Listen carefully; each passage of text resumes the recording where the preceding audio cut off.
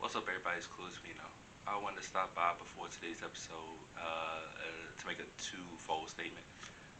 One, this episode may contain some trauma triggers, so it's a trigger warning. We're going to be discussing pregnancy loss, child loss, grief from that.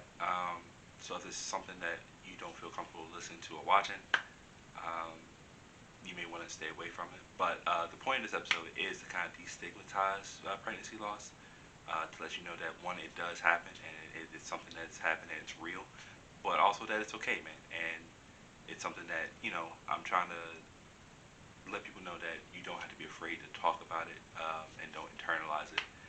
We gave you kind of some tips to how kind of deal with that. Jillian was a great guest, and she really helped with trying to complete or fulfill my goal with that. So if it's something you think you can watch, man, listen to it. I would suggest definitely listen to this episode. It's very important, and it's one I'm very, very proud of. So thank you for watching. Thank you for listening, and enjoy the episode.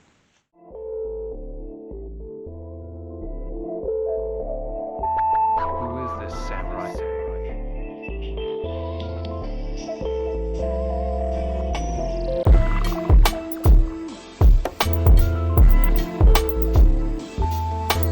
Look at my eyes.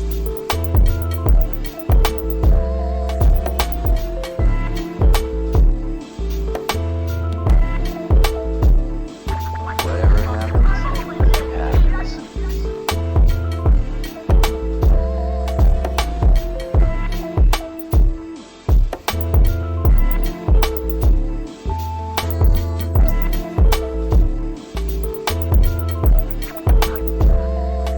I'm going to find out if I'm really alive.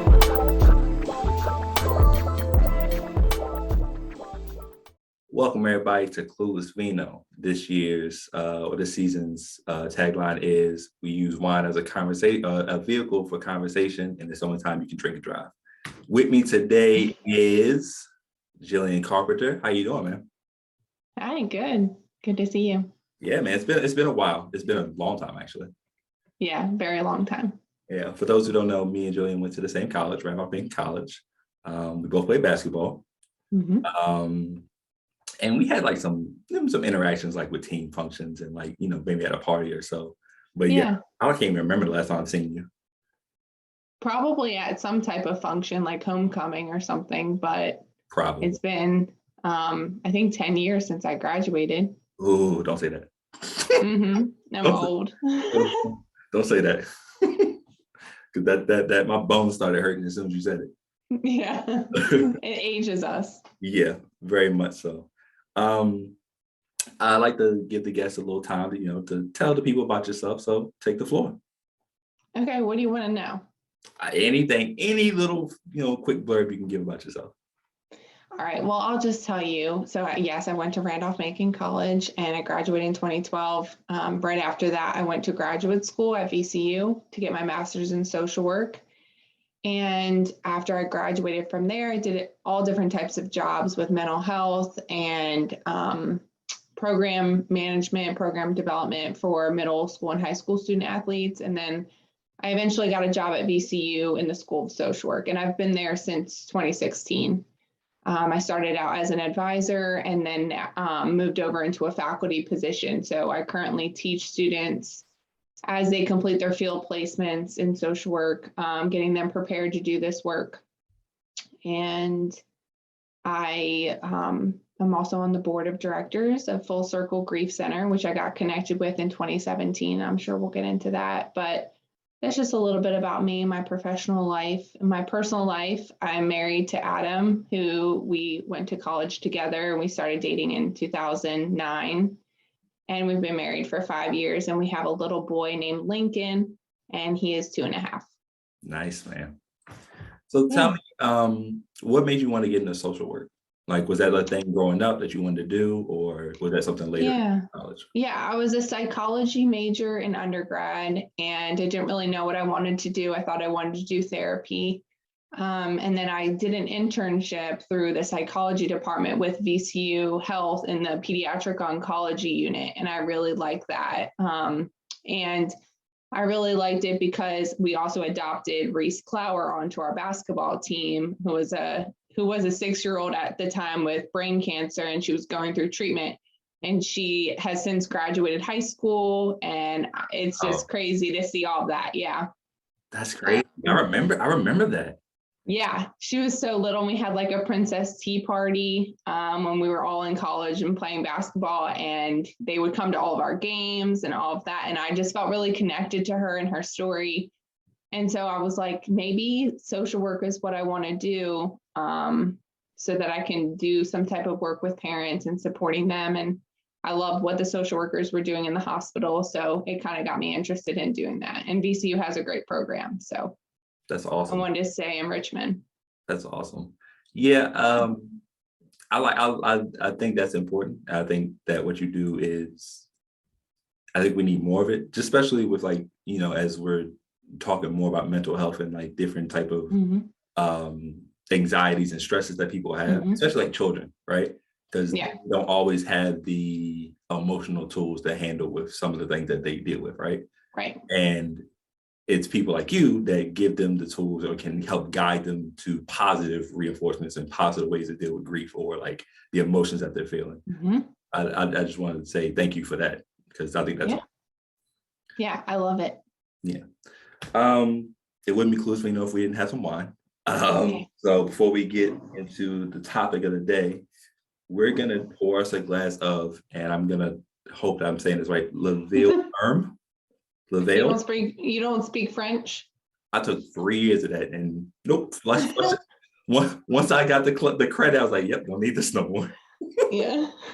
Oh man, I'm gonna assume it means the chicken farm. I'm gonna take the guess. I'm gonna guess that's what this is. With the logo. Yep. Let's go with that. But it's a rosé from 2020, man. You said you like rosés. Yes, I do. Is that your usual go-to wine? Yeah. Whoa, mine popped. Yo, mine had a little pop too. Why do you like rosé so much? It makes me think of summer and warm weather. And I'm not a huge wine drinker, but for whatever reason, I think rosé is pretty good. Yeah. Yeah, I would like warm weather because this cold has been awful. So this hopefully this leads to warmer weather in the next couple of weeks. Yeah, that sounds great. So cheers, man. Cheers. It's good. That's pretty good. It's got like a little tangy at the back. That's good though. Yeah, I think it's good. Okay, so when I was going through season 2 guests, like you were one of the earlier names that I ran through, because I've watched your journey over the years, and like I don't do well with like emotional, what's the word I'm looking for? When people go through emotional situations, I'm not the best at like being able to express, because I don't know what people want to hear, right? I don't know what people want to, I don't know what people want to be bothered, you know what I'm saying? So I don't always reach out as I should. But I have watched your journey, and I think it's an important story and an important thing to like tell people, because it's something that does happen and there's like a stigma behind it. And so I just wanted to get your story behind, what you do with the Full Circle Grief Center and perinatal loss groups and stuff like that. So if you can just go into that and how you got involved with them. Yeah. So when I originally hadn't really heard of Full Circle Grief Center until 2017, when Adam and I got pregnant with our first baby. Everything was going really well until our 20-week ultrasound. And we went in for the 20-week ultrasound, and we were talking about, are we going to have a boy or girl? And it was always about the sex of the baby and not really about the 20-week ultrasound, which is the anomaly scan. Like they're looking at the entire anatomy of the baby to determine if something's wrong. But no one really talks about that's what that is. We always talk about, we're going to find out if it's a boy or girl. So we went into it just completely naive. And when we were going through the ultrasound, they were like, your baby is very, very sick. and we were just completely blindsided. So we spent the next 3 weeks getting as much information as possible about what was going on. And we were having a girl, and we named her Logan. And we went through all the tests that we possibly could to find out what was happening. Every test was an opportunity for us to determine like the quality of her life. And when we finally got like the resolution of what was going on with her, she had a genetic disorder, and it was so severe that she would never live outside of the womb, or if she did, she would not live very long. So Adam and I had to make the decision, like, were we going to try and just push through, or were we going to choose to terminate the pregnancy out of love and care for her? So we decided that a termination for medical reasons was the approach that we were going to go with, because we didn't want her to suffer. We would rather take on that suffering than to put her through all of this pain and agony for a terrible quality of life. And I think what's really hard is that there's a lot of stigma, especially in our political environment right now, around abortion, around terminations. And I think that part of the reason why I share my story is that I'm a different face and a different name and a different experience to this very personal loss. Mm-hmm. And when you tell your story, it kind of humanizes the experience, and people can understand, like, wow, that's a really challenging position to be in. No parent should have to make that decision. Mm-hmm. And so, like, I lost her at 23 weeks gestation, and we were just completely devastated. We were blindsided. We were so sad and suffering, really. And my mom was, trying to help us out and support us. And like you said, she didn't know what to do. No one knows what to do in situations like that to make it any better. And the point is, you can't fix it. There's nothing you can do to fix the problem, because if you would be able to, our daughter would be healthy and alive and with us. And that's just not possible. So we contacted Full Circle Grief Center because they have a specific program that's called perinatal loss. And they do a group 3 times a year, and it's for 8 weeks. And you see the same people in the group with you every week for an hour and a half. And you do different activities, and you tell your story, and you share pictures of your baby, and you do all of these things in an effort to focus on your own mental health, work on your marriage or your partnership, work on making memories, feeling connected to your baby. Like, all of that is the purpose of the group. So we did that around 2 to 3 months after our daughter died. And we felt like it was so beneficial for us. Like, there are a large majority of people who lose a baby, whether that's miscarriage or stillbirth or infant loss, and their marriage doesn't survive either. They don't grieve the same way often. And this is a topic that maybe we can talk about, but like, sometimes men and women will grieve differently, where women are more of that emotional, like wanting to talk about their feelings, wanting to talk about their baby, versus men have been more conditioned in our culture and through toxic masculinity to just hold on to their feelings and not know how to communicate how they're feeling, and to shut down and compartmentalize. And so when you have 2 people that aren't grieving the same way, you're going to have miscommunication. You're going to have differences in how that looks. And so we needed to go through that group to figure out, okay, what's happening with you? What's happening with you? How can we do this together? And we found the group so beneficial that we did the next one. So in total, we spent like 16 weeks really focusing on ourselves and like processing our grief. And we knew we wanted to have another baby, but we knew that there was a 1 in 4 chance of this happening again. So if I told you, like, hey, you have a 25% chance of your baby dying again, like, are you going to roll that dice? You better be really prepared to go into that. And so we were like, we took almost a year to just really focus on ourselves and our marriage and make sure that we were in a good enough place to try again.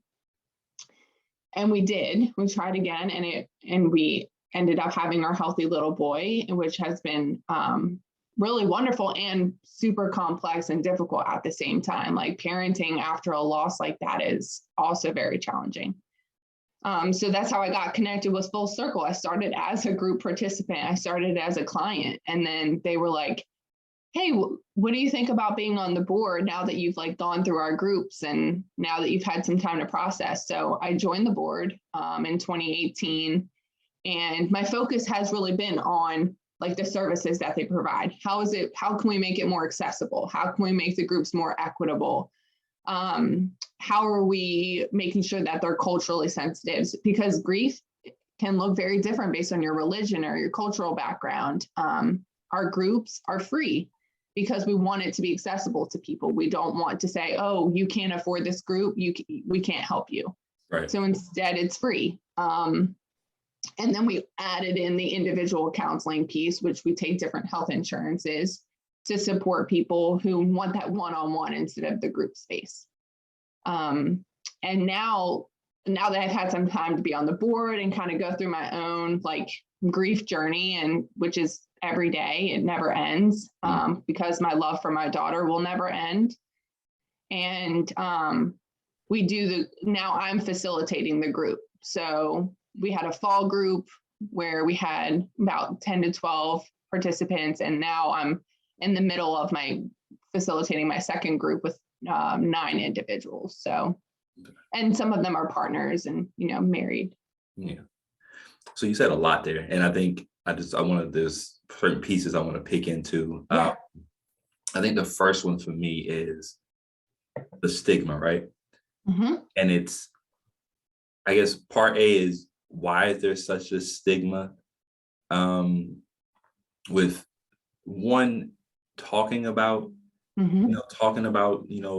The loss of a child, and 2, wanting to get help. I feel like that's the major thing. Like nobody wants to admit, because I think and I don't police women's body. I don't police women. Women carry a human being in their bodies for 9-10 months, really. So I stay away from that as much as possible. But it's like, when that happens, I feel like the sentiment is usually the women feel like they did something wrong, or like they failed the child. And I talk to more about that. Yeah. So I think the stigma first starts with the fact that we don't talk. When we don't talk about things, that's where the shame is created. And I think that stigma happens because when we don't feel like we fully understand something, or if we haven't experienced it, we're afraid of it. And so that's where that stigma is created. I also think that there's this idea that, oh, this won't happen to me. If I don't think about it, if I don't get near it, it's not going to happen to me. And so people distance themselves until it actually does happen to them. If you think about it, 1 out of every 4 pregnancies ends in a loss. Not 1 in 4 women, 1 in 4 pregnancies, because each woman can be pregnant multiple times. Right. So 1 in 4 pregnancies statistically is ending in a loss.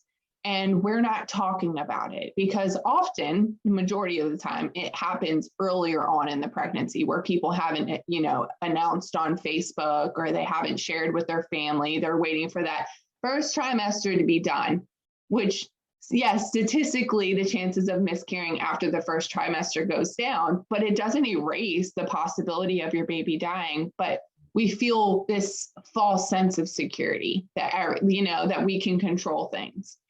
And when things happen earlier on and you haven't told a lot of people, that increases your isolation because you then don't tell people that the baby died.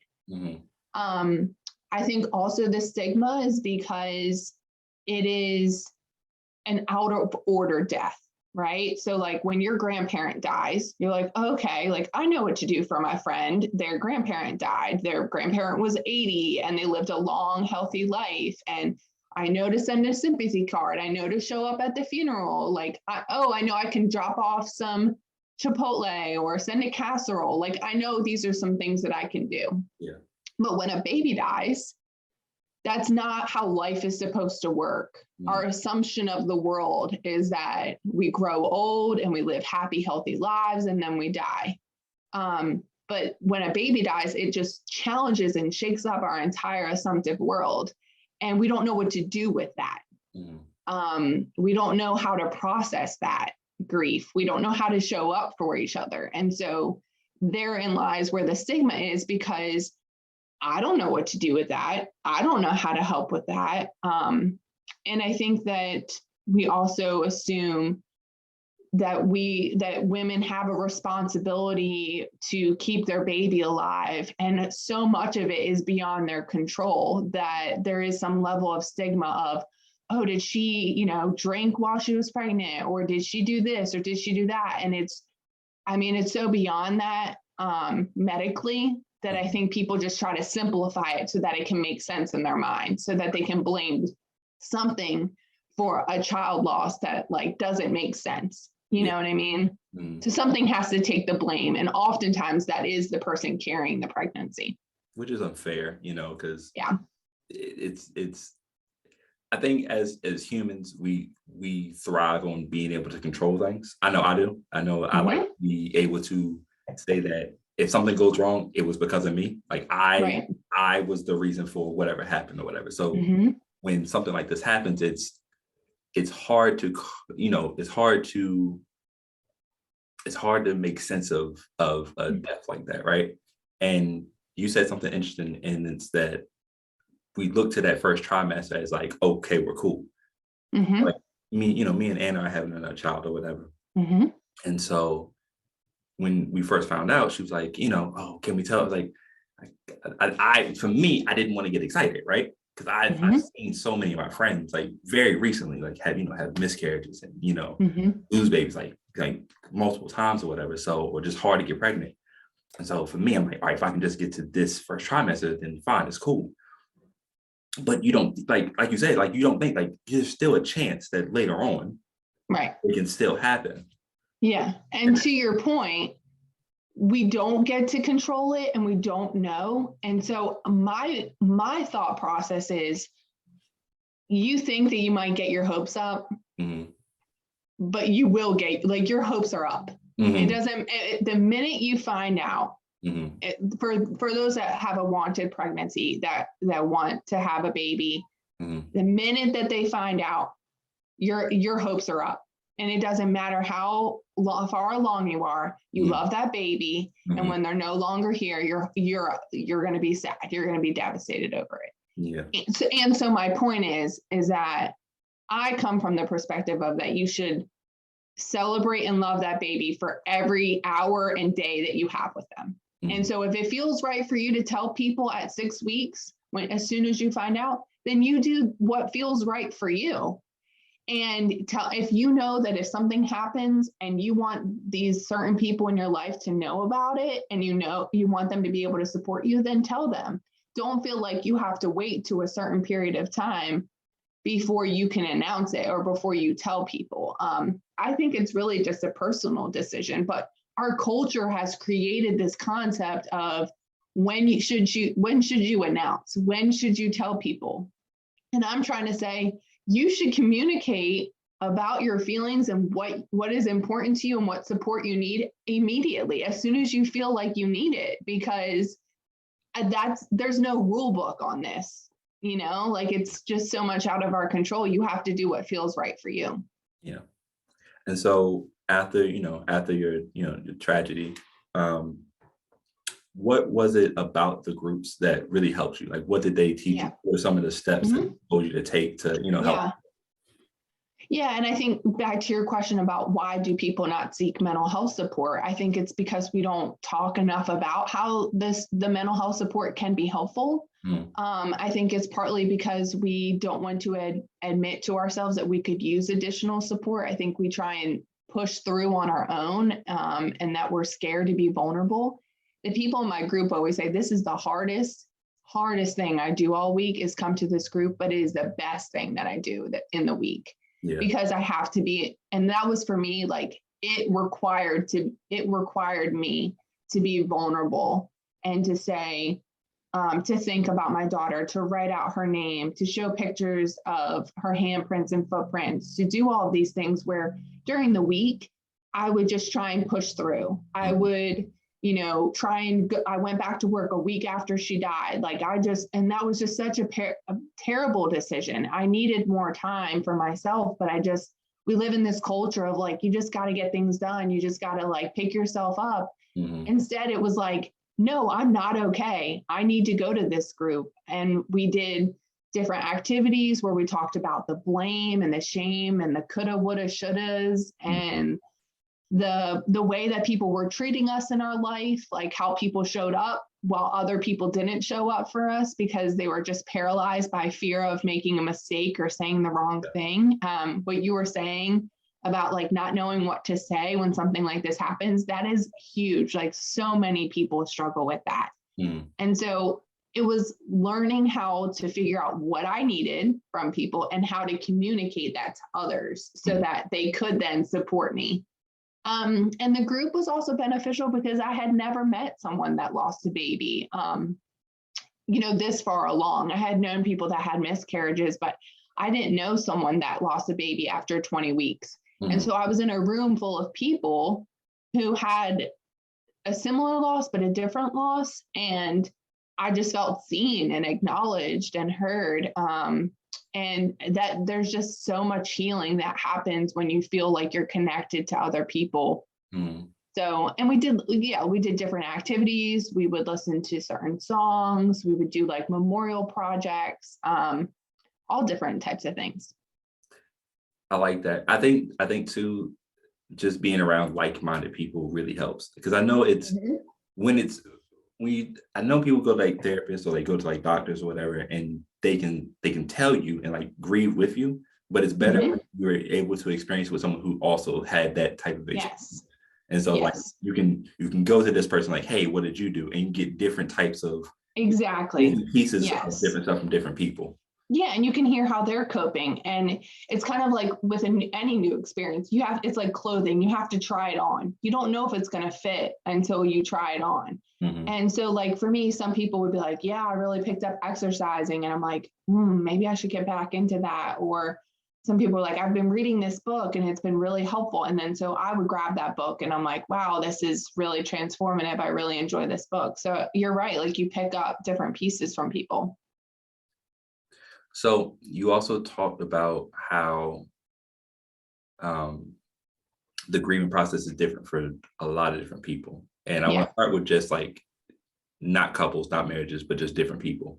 I know for me, and I'll just share this as a recent experience. So we had to take Anna to the hospital recently. She was just, she didn't feel well, whatever. So we went to the ER or whatever. And so, obviously they found out she's pregnant. So they want to do an ultrasound or whatever. And I'm sitting there with her and, you don't know if it's going to be, something bad or something good. And in my mind, the only thing I can think of is if it's the worst news, I don't know how I'm going to react. I don't know, you know what I'm saying? I don't know how I'm going to be on the other side of this. So it was scary for me. I don't scare. I don't cry. I don't do that. And that could be just, just something based off how I was raised or whatever. But it scared me because I didn't know who I was going to be if this was a negative thing. So just talk to how different people cope and what's kind of healthy and what's not, I guess. Yeah. You bring up a really good point, and I want to name something that I'm hearing you saying too. When you were watching Anna not feeling well and you were worried about the result of this, I think maybe unconsciously you also knew that or worried about what she would be like. So I remember when we lost Logan, Adam was in a sense, I lost you too. You're never going to be the person that you were before. And I felt like he was fearful of how I was going to be after this, right? I carried this baby in my body and I ultimately carried death in my body. And that is a really intimate experience. And he was in a sense grieving like losing me too, because I was never going to be the same. And I think that healthy coping skills would be asking for help, reaching out to others who maybe have gone through something similar, attending some type of group or individual counseling. I think that each person has healthy coping strategies that work for them. I think some people see distraction as a coping skill because they can kind of put it out of their mind and focus on something else. And I think distraction can be healthy, right? Like your body can't be in this trauma and your mind be in this trauma 24/7. You need to have a break from it. And at the same time, if all you're doing is trying to distract and get away from it and you're not spending any time processing it, I think that can be detrimental. You know, a lot of people who experience a significant loss will turn to alcohol and drugs to help cope. So I think substance use can be really challenging for those that are grieving. So I think that's just something to watch. I think getting your story out, whether that's journaling or talking to other people or just talking to your partner or saying it out loud to yourself, some way to share your journey and share your experience. I think for me, I got to the point where I was trying to feel connected to my daughter. So like, you know, there would be little things that would make me feel like I was connected to her. When I would we would go to the beach a lot. We just felt like that was a really peaceful place for us to just be. We would write her name in the sand and like just do little things that made us feel connected to her. But each person does things differently. And I think that, like I said, trying on something that could work. I think rest is really helpful. Some people can't sleep or sleep too much when they're grieving. And so finding a healthy balance, just prioritizing yourself is really hard, but it's important. And then as far as, and you said it previously, that it's hard to grieve when two people are grieving differently. Yeah. It's super important to grieve the same way, or? No, that's a good question. No, I think that what's important is that you grieve authentically for yourself. So figuring out what works for you and leaning into that and being open to how other people may be grieving, right? Like there's some people who do not feel comfortable sharing their story with others, and that's okay too. You know, there are some people who find that exercise is super beneficial. So like I would encourage people to do what feels right. Adam is the type of person that likes to be doing things, right? So like when Logan died, he was out there blowing the leaves every day. I'm like, what the hell is he doing? I'm in here crying and he's out there blowing freaking leaves. There's no leaves on the ground anymore. He blew them already. But that was his, like, he put on his headphones and his, like, he has a grief playlist on Spotify, and he would just like get in his zone and do that and clear his head. And like that worked for him. And I think that it's just like, yes, we don't need to be doing things the same way, but we need to figure out how to communicate what our needs are so that the other person can show up. And that's with friends and family as well. Okay.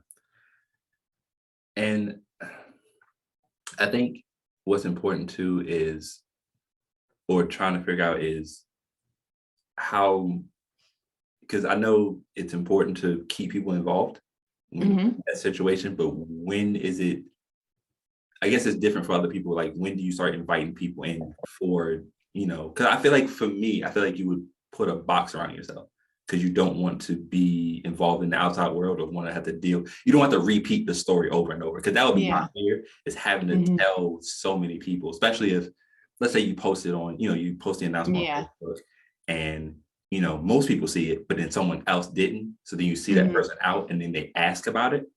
Yeah. I feel like you're having to relive it over and over, you know, and I think that would be so nerve wracking. So it's so hard. It's how much distance you keep from people before you start to bring people back in. Yeah. That's a really good point. I think that if you can have like a point person, right? So like my mom would be the person that tells like my family members, so that I don't have to be the one to go and call everyone. But like to your point, I was over 20 weeks. Like people saw how pregnant I was. And in March, like right when I was supposed to be due with Logan, I was walking on campus at VCU, like going to a meeting. And someone saw me who hadn't seen me since I was like pregnant in the fall. And they were like, "Hey, Jillian, how are you? Aren't you supposed to be on maternity leave? Like, weren't you supposed to be having a baby?" And it like hits you and you're like, "Oh my God, I'm about to cry right now on campus in front of this person." But they meant no harm at all. It wasn't like intentional, but I was like, "Actually, no, we lost the baby." And just, they look horrified. I think it's less about me saying it, but it's more about having to see the reaction of the people when you tell them. They are horrified. They are so like, "Oh my God, I can't believe I just said that. I'm so sorry." Like, and I don't want to make other people feel bad. Right. Yeah. So I think it's less about me saying it and more about like watching their reaction. And I don't think there's a way around that, honestly. I mean, I think it's just one of the harder parts of the grieving process is having to tell people and see their reactions. Yeah. And then it's so, it can't be easy. You know what I'm saying? It can't be easy to have to deal with that. And I assume it gets, I won't say easier, but I feel like it's less and less difficult as time goes on. Yeah. But how do you keep the memory alive of Logan? That's a good question. Well, first, I want to your point about over time, it gets easier. I think that people have this idea that like over time, grief gets smaller, but really grief is the same size over time, but we just grow around it, right? Like we just learn to grow around our grief. We learn how to cope with it. We learn how to ride the waves. Right. We learn more about ourselves in the process. We learn how to keep our child's memory alive and how to stay connected to them. Like we just grow around the grief, even though it stays the same size. It never, like the heartbreak never decreases. It's just that our way to cope with it gets stronger. We're building that, that coping muscle in a way. And I think for me, I honor my daughter's life by telling her story and telling my story so that other people don't feel as alone. I think I live my parenting with her through like my parenting with my son. So like we talk about her in our home. He knows that she is his sister. We have family members that will like honor her and say her name, and we do things through Full Circle, like different events and stuff. We fundraised so that the perinatal loss room that we sit in every week is named after her. So I'm sitting in this room, right? That I was the patient, like I was the client. Yeah. Now I'm sitting in that room that's named after my daughter, facilitating this group for other people to lessen their suffering. Because I'm never going to, like, I don't go into these groups thinking I'm going to fix anyone. Like, that's not my job. That's not possible. That's not what I'm trying to do.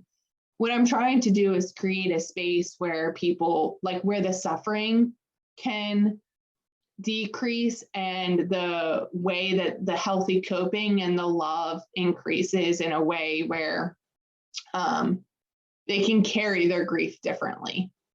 And that they know that there is someone else that can see them and acknowledge all that they've been through. And so for me, like, I feel so connected to my daughter when I sit in that room and I'm listening to all these other bereaved parents tell their stories.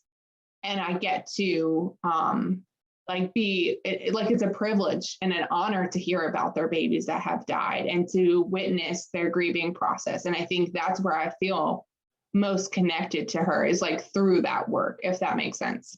Yeah, that definitely makes sense. It's like you're using her memory to be able to help others in the same situation. And right.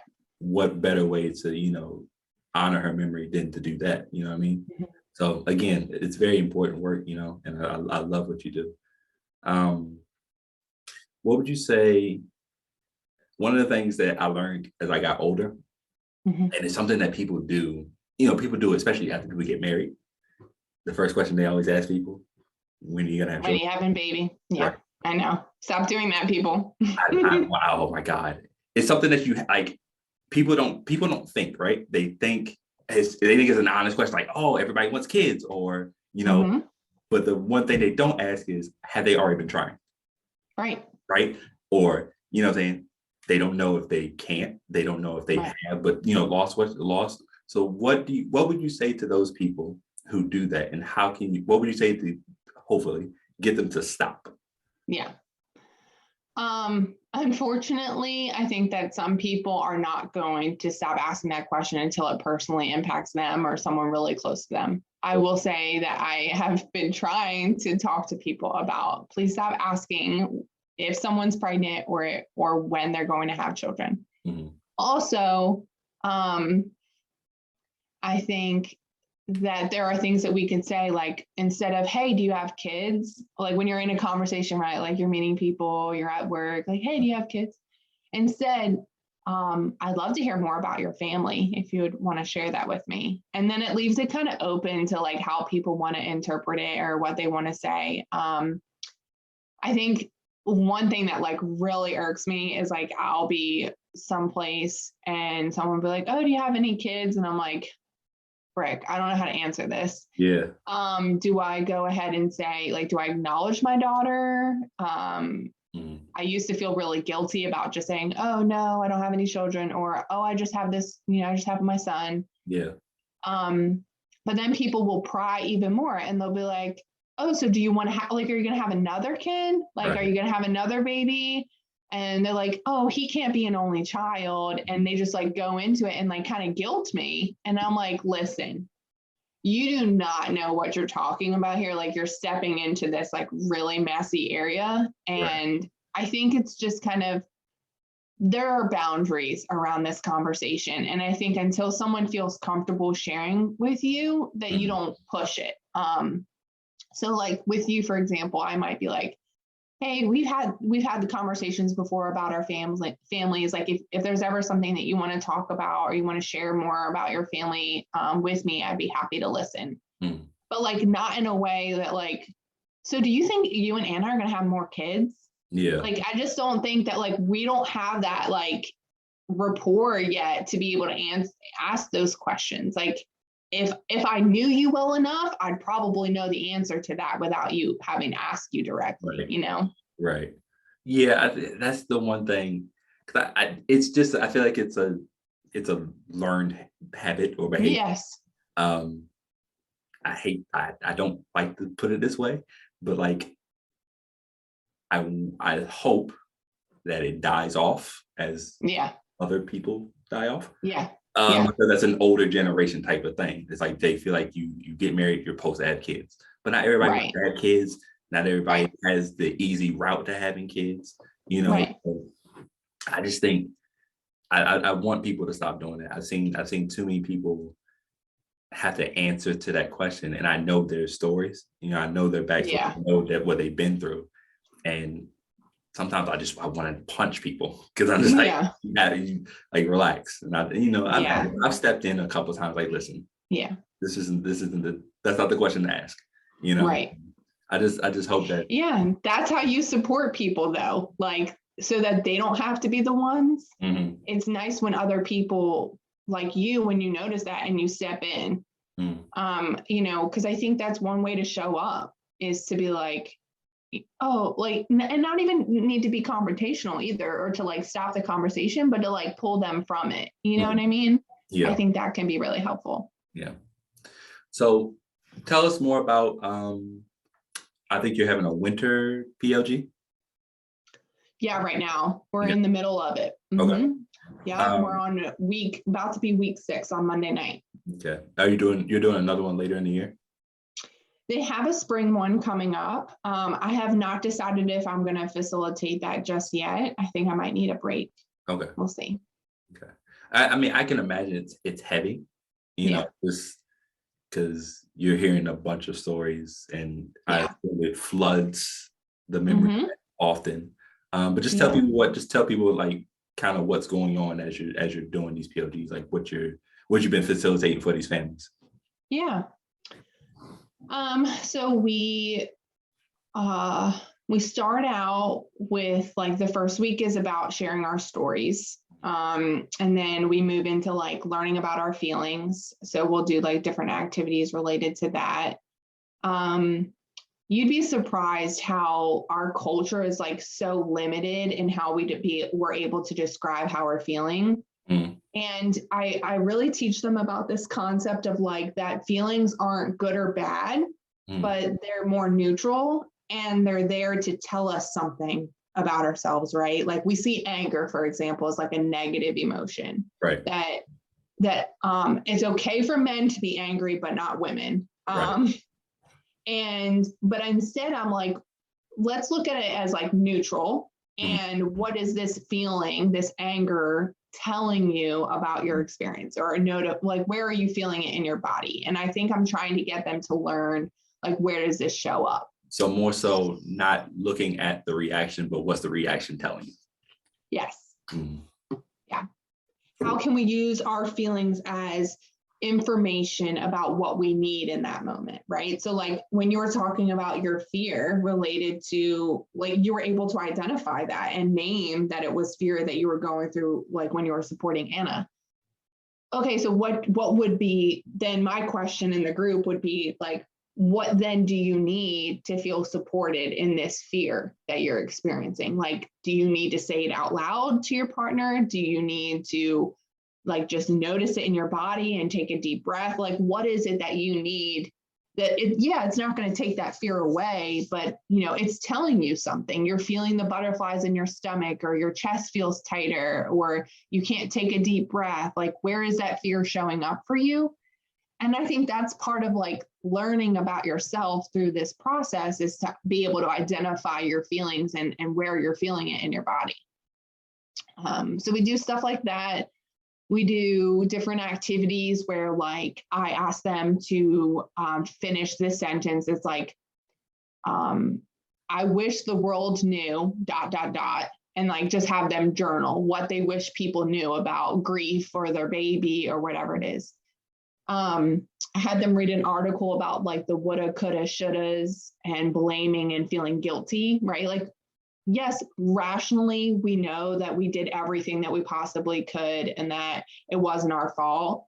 But in our hearts, we feel responsible as parents. We're supposed to protect our babies. Like, we feel like it was something we did wrong. And so part of getting through that and moving forward is to name it and say it out loud, instead of letting it just fester inside of you, but just like the guilt, it has less of a power over you when you speak it or write it or just get it out. So we do stuff like that in different art activities. Last week we did masks, where they like painted and colored like these actual full face masks. And the outside is like, what do people see when they look at you? And it's like, they're putting smiley faces and everything's fine. And I'm moving through the world. I'm over it. I'm over it. Like, everyone expects you to be over it by some point. And then the inside is like the intimate parts of you that people don't know, that you're like still struggling with, or that the sadness and devastation that you still feel every day. And so like, and then they, do the activity, and then we come back to the group and like share and present the stuff that we created. So just like things like that. And then in the middle of the group, they'll bring like memorial items, and then Full Circle has a memory wall where all the different groups will do the memory wall, where they'll bring in a picture and put it up on the wall. And the wall is just full of people, right? Like older adults, children, babies, because Full Circle also has like a suicide loss group. Okay. They have an overdose loss group. They do hands-on healing, which is like a parent or guardian and a child, and maybe like they're there at the group because the child lost their sibling, or like the other parent died, or like something like that. And so the hands-on healing is more like family oriented, to help the children who are grieving and the parents support the children. Gotcha. So like there's other groups. And so the memory wall is like full of pictures of the lost loved ones of all of those groups. So we do like a little ceremony and thing like, some processing time and quiet space so that they can think about it when they put their picture on the wall. Does that answer your question? That answered it perfectly. Okay. Yeah, that answered that perfectly. I think that's awesome. I think it's so varied in so many different ways of dealing with stuff and being able to talk about it. And it's engaging to like different, to these families or whatever. So it's not like you almost feel like you're ready to go to it. And it's tough to think like I'm excited to go talk about my my deceased child, right? But it's so refreshing because it's filling you back up, right? Because I feel like a void becomes, and that void never goes away, I assume, that void's always going to be there, but it's slowly filling it back up so it gets not necessarily, like you said, not smaller, but you're outgrowing the grief. Yeah, that's cool. Yeah, that's exactly right. The one more thing that you did say I did talk about is the over it thing, because that I assume that never happens. Like you're never over it. You're never fully ever over it. Right. So tell us about how, tell us about that situation. Like, what does that mean? What instead of over it, what should people say instead of over it? Yeah.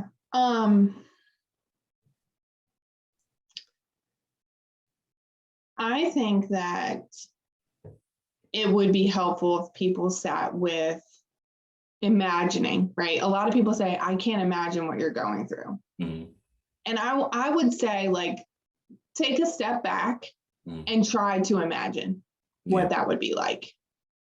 And I think true empathy is the ability to connect to the feelings that someone else is going through and be able to imagine what that experience would be like. While you may never live it and you may never have that experience, the goal is for you to try to imagine what it would be like to feel that. Like, have you ever felt just complete devastation? What was that like for you? Yeah, maybe the context is different, but the feelings might be similar. Right. And I don't think that, like, I've had clients before who have shared that, like, on the 6-month anniversary of when their baby died, they'll like post something on social media or they'll say something with their family, and people like, oh, like, this is still a thing. This is still upsetting you. And it's like, it's been 6 months. Yeah.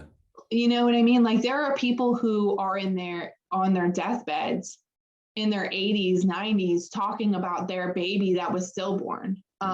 It's still impacting them. It's still like, and I think that it's one of these things where when people lose a baby, they're like, oh, we'll just have another one. Or at least, like, starting any sentence with at least you can get pregnant, or at least you can have a baby, or they're not helpful sentences. Right.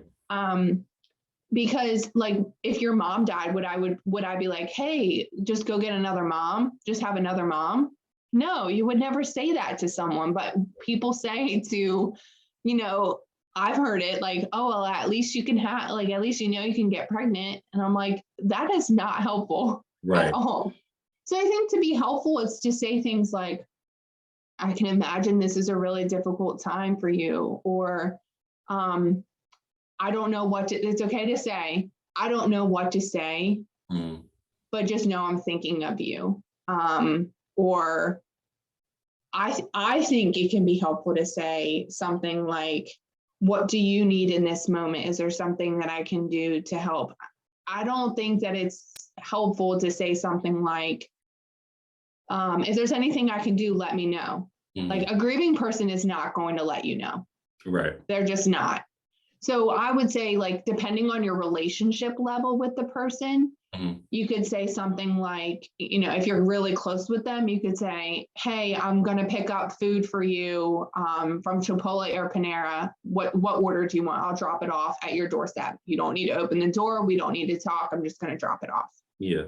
I think Venmoing money can be really helpful so people can order food and not have to do that. If you're really close with a person, doing their dishes, their laundry, walking their dog, taking their dog for a few days, if that's helpful to them. I think it's helpful to send cards. I think it's helpful to donate to an organization that you feel that, or the family feels passionate about, to say like for example, it's been almost 4 years since Logan died, and on my birthday this year, my really good friend donated money to Full Circle as my birthday gift.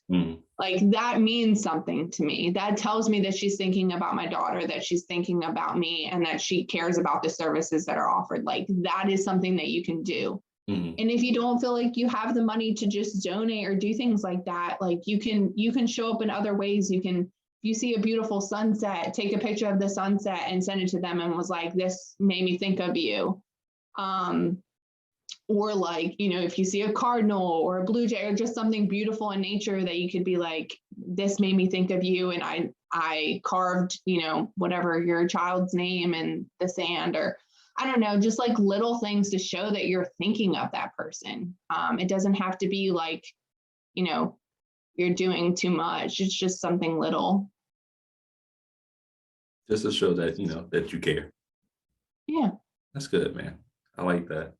I think that's important just for people like me who don't always know what to do or what to say. I think that's a perfect set of things that you can do to like help people in like one of the toughest situations that anyone can ever be in, right? So yeah. Well, I have a question for you. Sure. So when you saw the Facebook posts and you saw like what was going through your head, were you like, I want to say something, but I don't know what to say? Like, what was going through your mind? So for me, I'm very big on like kids, right? So like I don't ever want things that happen to kids. Like adults, like older people, you know what I'm saying? But like kids, I feel like they're innocent, like they can't defend themselves a lot of times. And so I wanted to like, because I knew you, like we have enough rapport where I'm like, all right, I wanted to reach out and like, yo, I feel horrible. You know what I'm saying? Like for me, I don't know. And I always put it on me. Like, what would I want from someone at the time? Which is bad because I'm an isolationist. Like I go into ISO mode, like immediately if like stuff's bothering me. So I apply that to other people, which I shouldn't do. Right. I know I shouldn't do it. But I wanted to just reach out and be like, hey, listen, I'm sorry. And I want to be like, if you need anything, like even because like me, like again, me and you we don't, you know what I'm saying? Like we don't see each other often, but I was like, if you need anything, just let me know. And I wanted to do that, but I was like, does she want that? Like, I feel like I haven't talked to her in forever. Like, how's she gonna react to that? So it's like, I didn't want to seem like I was like harping on the situation. You know what I mean? Yeah. And I will say this, if you ever ask someone like, or you bring up their baby or you do something and you like say like, hey, I just wanted to reach out and check in on you, it will never be that like you're reminding them because like, and I think some people don't want to say something because they're like, well, what if they're having a really good day? And I don't want to like bring this up and like bring them down or make them upset. And I want to say this like very clearly. They have not stopped thinking about their baby. Like, even if they're having a good day, they're still thinking about their baby. And by you bringing it up is not making them sadder. It's making them feel more supported and connected to others. So like, what I would say is that err on the side of saying something, because even if you were just like, hey, I know we haven't talked in a while, but I saw your Facebook post and I just was like, it was weighing on me and I wanted to say that I'm thinking of you. I'm really sorry. Like that is so comforting, I think, to know that other people care, truly. Right. Okay. Yeah, because it always like that thing always makes me nervous because I just because I know I've seen people take advantage of stuff like that, and I never want to be that person, and I won't ever be seen as that person. But it's just good to know that in that situation, it's more comforting more than like prying. You know what I mean? Yeah. Oh yeah. No. Yeah. I don't think that you reaching out would feel like prying. Okay. And you're an emotionally intelligent person. So I don't think that you would be like saying all the wrong things or anything like that. I think that you are authentic, and I think that resonates through what you say to people. And so as long as you're just genuine in what you say, I think it can be more helpful than harmful. Right. Cool, man. That puts me at ease for like future situations. Puts me in future situations. I did want to talk about I'd be remiss if I didn't talk about like RMC basketball stuff, because you are the first women's basketball player I've had on the show. I am. Yeah, so I feel honored. Thank you. RMC basketball women's. There's so many great people you could have chosen. I truly do feel honored. Thank you. Look at that, man. So I like to always ask the basketball players, certain questions about, playing. So what would you say is your favorite moment? Oh, my favorite moment. Definitely when we were down by 3 points in the ODAC tournament and Jennifer O'Brien hit a bank shot 3 from like half court to put us into overtime, and we won the ODAC championship. 2011. We were right. We had just got dressed. We went out there like, oh man, it's looking kind of rough. And then at the jump, we lost it. We were like, we'll wait another 5 minutes, whatever. Yeah, it was so amazing. Yeah, that was probably. And speaking of which connects to our conversation, that I felt like so elated after that game. Like we were just so excited. We came back, we won. And then as soon as I walked out of the locker room, my parents told me that like my beloved grandmother had died like during the game back in New Jersey. So it was like this high of highs and like lowest of lows, like back to back. And I'm like, why can't I just enjoy this moment? Yeah. But it was really nice to be on the bus with the girls and be able to celebrate with the team and stuff like that. And everyone was like in a really positive mood. It was really, I'll never forget that moment when Jennifer did that.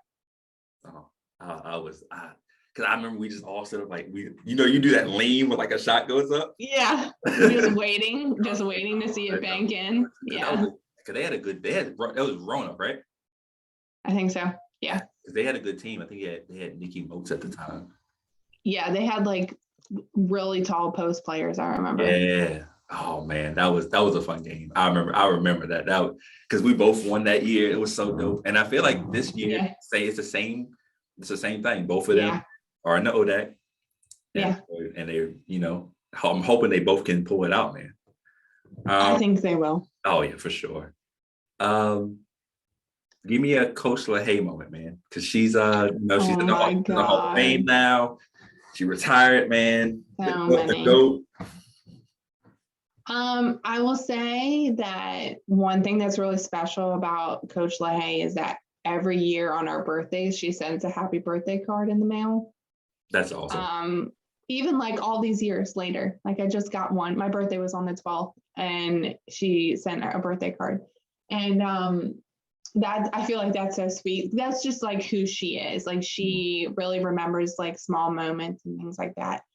I'll never forget this one time that she does quotes. You probably know this about her, and she'll like say a quote before a game or before practice or at the end of practice. And one time there was this quote was about like, if that doesn't light your fire, then your wood is wet or something like that. And we were all just like, what is she talking about? And so we have all these like funny things that she would say that were like slightly inappropriate, but like she wasn't aware that it could be considered inappropriate.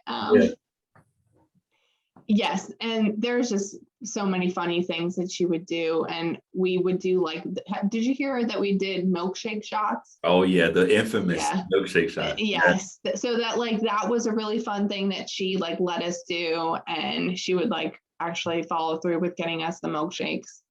So yeah, there's just she's actually a very, very funny person. She's awesome, man. I always like the interactions I would have with Coach LaHaye. Yeah. Okay, I feel like this shouldn't cause too much controversy. So we'll just ask, who is your favorite teammate of all time? That's a good question. I mean, Maggie and I lived together for a very long time, and people thought we were twins. So I think that like we just had the strongest relationship over the years. I think that Jennifer and I were really close in that like love-hate relationship where we were just pranky on each other and joke on each other. I feel close to Katie Williams because she was just always like that mentor and like solid person. She's just so likable. There's just something about her that is just very unique, and I can't say a negative thing about her. So I mean, there's several of them that I feel close to. I think it's unfortunate that as we grow older, we grow further apart. But I think that they were all really fun to play with. And I think Madison is a really good friend, where she is fun to be around and very intelligent and knows a lot about sports, and she's witty, and like I like that personality of hers too. It's easy to get along with. I feel like we kind of jive well together. Yeah, just don't say anything bad about Cleveland. Yeah. Yeah, she has very strong sports opinions, and I love that about her. I love Madison, man. So here at Clueless Vino, man, we like to rate our wines that we drink, man. We give it 1 out of 5 glasses. So what are we gonna give the Chicken Farm? The French chicken. I mean, I think it's like a 4. I would drink it again. I would say that too. I was gonna say 4 too, because it's one of those ones, especially during the summertime. Like during the summertime, this is gonna hit different. Yeah, I think so too. You know, you got a pool? I'm excited. No, I wish I had a pool. Do you have a pool? No. What? We're not there yet. I ain't got that kind of money. Maybe in 10 years. Yeah. But in the backyard though, this is gonna be all right, man. This is gonna be all right. You have a hammock at all? My husband does. I don't ever get in it. Oh, why not? I don't know. I feel like maybe I can't get myself out of it once I get in it. It's one of those like